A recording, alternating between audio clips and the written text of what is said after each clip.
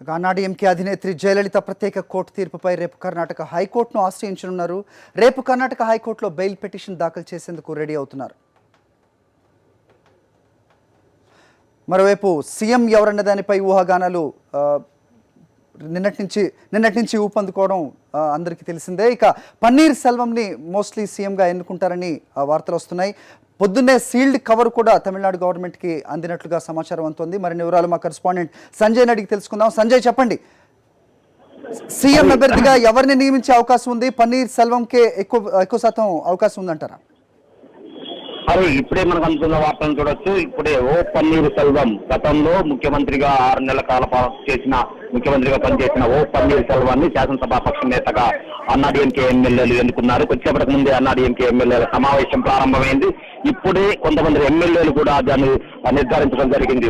పన్నీర్ సెల్వంను జయలలిత మరోసారి ముఖ్యమంత్రిగా ఎంపిక చేసినట్లు వారు నిర్ధారించారు. దీంతో తదుపరి ముఖ్యమంత్రి పన్నీర్ సెల్వంగా, తమిళనాడు ముఖ్యమంత్రి పన్నీర్ సెల్వంగా ఎమ్మెల్యేలందరూ ఏకగ్రీవంగా ఎన్నుకున్నారు.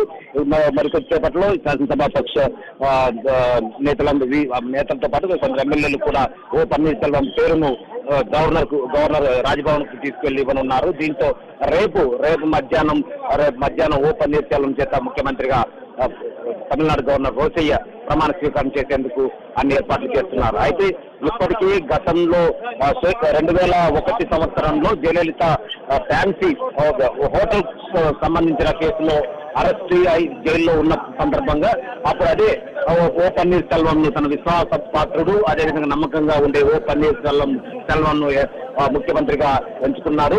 6 నెలల పాటు ముఖ్యమంత్రిగా ఆయన ఉంచడం జరిగింది. అదే సందర్భంలో ఆయన కూడా సెప్టెంబర్ 21, 2001 మొదటిసారి ఆయన ముఖ్యమంత్రిగా ప్రమాణ స్వీకారం చేయడం జరిగింది. 6 నెలల పాటు ఆయన ముఖ్యమంత్రి చేశారు.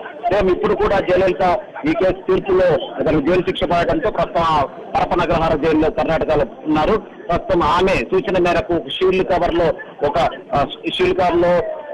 రాష్ట్ర ప్రభుత్వ ప్రధాన కార్యదర్శిగా పనిచేసిన మాజీ అధికారి షీలా బాలకృష్ణ చేత షీల్డ్ కవర్ ను ఎమ్మెల్యేలకు పంపించడం జరిగింది. ఎమ్మెల్యేల అభిప్రాయాల మేరకు ఎమ్మెల్యేల మీటింగ్ లో, ఇప్పుడే జరుగుతున్న మీటింగ్ లో ఎమ్మెల్యేలందరూ కూడా పన్నీర్ సెల్వం ను తమ తదుపరి ముఖ్యమంత్రిగా ఎన్నుకున్నట్లు, జయలలిత ఆదేశాల మేరకు తాము ఎన్నుకున్నట్టు వారందరూ నిర్ధారించడం జరిగింది. ఇప్పుడే వీటితో మరికొద్ది సేపట్లో ప్రకటన విడుదల చేస్తారు. అయితే ఇప్పటికే ఎమ్మెల్యేలందరూ కూడా పన్నీర్ సెల్వం ఎంపిక జరిగిందంటూ వారు చెప్పడం జరిగింది. అయితే సభాపక్ష మరో 5 నిమిషాల్లో సమావేశం ముగించనుంది. ఈ సమావేశంలో ఇప్పటికే ఎన్నుకున్న లీడర్కు సంబంధించిన సమాచారాన్ని రాజ్భవన్ కు పంపించనున్నారు అన్నాడీఎంకే కార్యాలయం. తదనంతరం రాజ్భవన్ నుండి, గవర్నర్ నుండి పిలుపు మేరకు పన్నీర్ సెల్వం రేపు ముఖ్యమంత్రిగా, తమిళనాడు రాష్ట్ర ముఖ్యమంత్రిగా ప్రమాణ స్వీకారం చేయనున్నారు. హరి.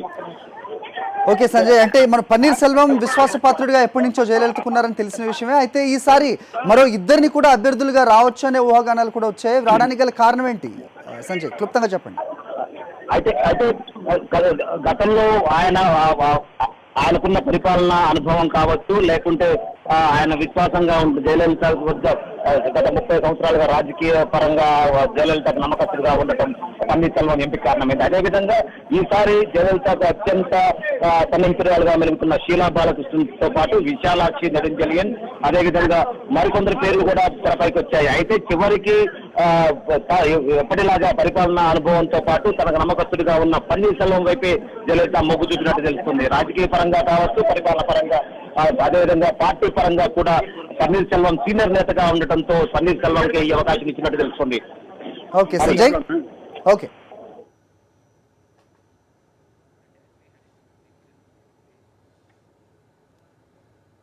అన్నాడీఎంకే అధినేత్రి జయలలిత ప్రత్యేక కోర్టు తీర్పుపై రేపు కర్ణాటక హైకోర్టును ఆశ్రయించున్నారు. ఇకపోతే తాత్కాలిక సీఎం కాదు, అంటే సీఎంగా తను అరెస్ట్ అయిన నేపథ్యంలో, సీఎం పదవి నుంచి తప్పుకోవాల్సిన నేపథ్యంలో పన్నీర్ సెల్వంను సీఎంగా నియమించడానికి తను పచ్చజెండా ఊపినట్టు తెలుస్తోంది.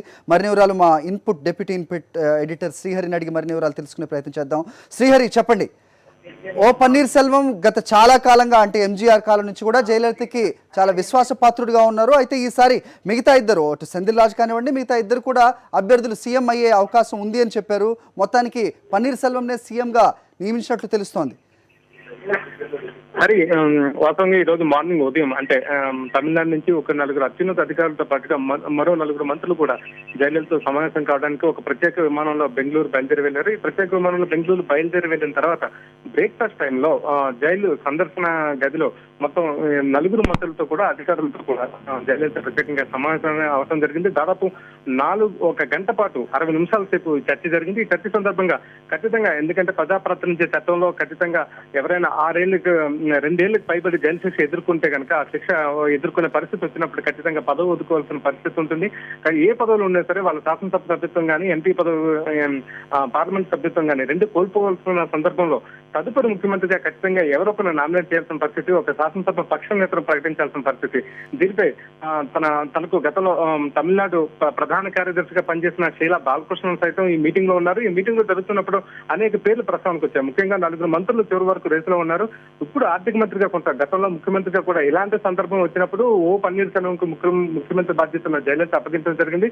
ప్రస్తుతం అతను ఆర్థిక మంత్రిగా, తమిళనాడు ఆర్థిక మంత్రిగా కొనసాగుతున్నారు. దీంతో పాటు ఎక్సైజ్ మినిస్టర్ గా Nathan Viswanathan, transport minister Senthil, ఇతరత్ర కొంతమంది వ్యక్తులు కూడా ఈ సేమ్ రేసులో చివరి వరకు ఉన్నారు. అయితే చివరికి ఈ సమావేశం ముగిసిన తర్వాత బెంగళూరు జైల్లో సందర్శన గదిలో ఉన్నతాధికారులతో 4 మంత్రులతో సమావేశం ముగిసిన తర్వాత వీళ్ళందరినీ బయటకు పంపించిన తర్వాత ఫార్మర్ చీఫ్ సెక్రటరీ, ప్రస్తుతం మీడియా జయలలితకు సలహాదారుగా ఉన్న ఓ బాలకృష్ణన్కు ఒక ప్రత్యేకమైన సీల్డ్ కవర్ ను ఇవ్వడం జరిగింది జయలలిత. ఈ సీల్డ్ కవర్ లో పన్నీర్ సెల్వం ఆమె సూచించడం జరిగింది.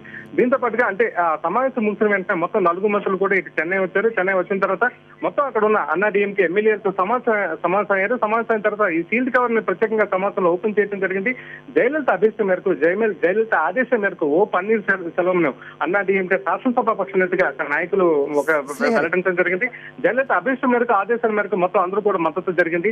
తదుపరి ముఖ్యమంత్రిగా, తమిళనాడు తదుపరి ముఖ్యమంత్రిగా ఓ పన్నీర్ సెల్వం దాదాపుగా ముఖ్యమంత్రిగా బాధ్యతలు స్వీకరించడం ఖరారైపోయింది. హరి, అయితే ఇక ఓ పన్నీర్ సెల్వం విశ్వాసపాత్రుడిగా ఉన్నట్లు మనందరికీ తెలిసిందే, మనం చెప్తూ ఉన్నాం. అయితే ఇక రాబోయే అధికారం అంటే ప్రభుత్వ పనితీరు మీద జయలలిత మార్కు ఇది కనిపిస్తుంది అనుకుంటున్నారా శ్రీహరి? ఖచ్చితంగా, ఎందుకంటే ఇప్పుడు ప్రస్తుతం శిక్షను ఎదుర్కొన్న తర్వాత న్యాయపరమైన వ్యూహాలపై జయలలిత బృందం కూడా, లాయర్ల బృందం ఇప్పుడే కొద్దిసేపటి క్రితం బెంగళూరులో జయలలితకి సీనియర్ న్యాయవాది డి కుమార్ బయటకు మాట్లాడడం జరిగింది. ఈ బెయిల్ పిటిషన్ సంబంధించి అప్లికేషన్ రేపు కర్ణాటక హైకోర్టులో మేము దరఖాస్తు చేస్తాం. దీనికి సంబంధించి కూడా తర్వాత ఈ న్యాయపరమైన వివాదాల్లో ఎలాంటి స్ట్రాటజీస్ అనుసరించాలని దానిపై, ఎలాంటి వ్యూహాలు అనుసరించాలని దానిపై ఎప్పుడెప్పుడు మొత్తం న్యాయవాదుల బృందం అంతా పనిచేస్తుంది. మొట్టమొదటిసారిగా ఈ దాదాపు 3 ఏళ్లకు పైబడి శిక్ష పడినంత ఖచ్చితంగా హైకోర్టే ఈ బెయిల్ మంజూరు చేయాల్సి ఉంటుంది. కాబట్టి నేరుగా హైకోర్టును ఆశ్రయిస్తున్నాం.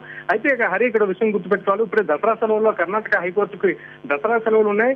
మంగళవారం నాటికి మాత్రమే ఈ పిటిషన్ విచారణకు వచ్చే అవకాశం ఉంది. దీని తర్వాత ఒక బెయిల్ ఇవ్వడంతో పాటుగా ఏదైతే 4 ఏళ్ల జైలు శిక్షపై కూడా స్టే ఇవ్వాలని కోరుతూ కూడా వీళ్ళు అప్లికేషన్ దరఖాస్తు చేయబోతున్నారు. దీనిపై ఒక నిర్ణయం వెలువడినట్లయితే మళ్ళీ దాని నుంచి బయటకు వచ్చే అవకాశం ఉంది. ఒకవేళ తమిళనాడు ముఖ్యమంత్రిగా పదవిలో లేకున్నా సరే తన పరోక్షంగా అక్కడ అధికార యంత్రాంగాన్ని కావచ్చు, తమిళనాడు ప్రభుత్వాన్ని కావచ్చు పాలించే అవకాశాలు ఉంటాయి.